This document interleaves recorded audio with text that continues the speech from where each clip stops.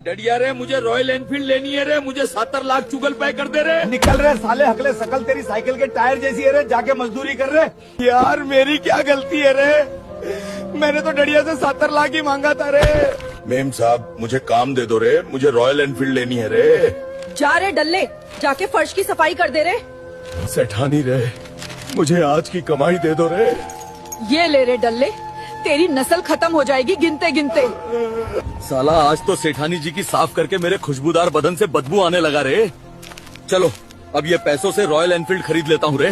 दल्ला साहब रे, ये लो 70 लाख और मुझे रॉयल एनफील्ड दे दो रे। हाँ रे चादर मोर, ये ले जा रे।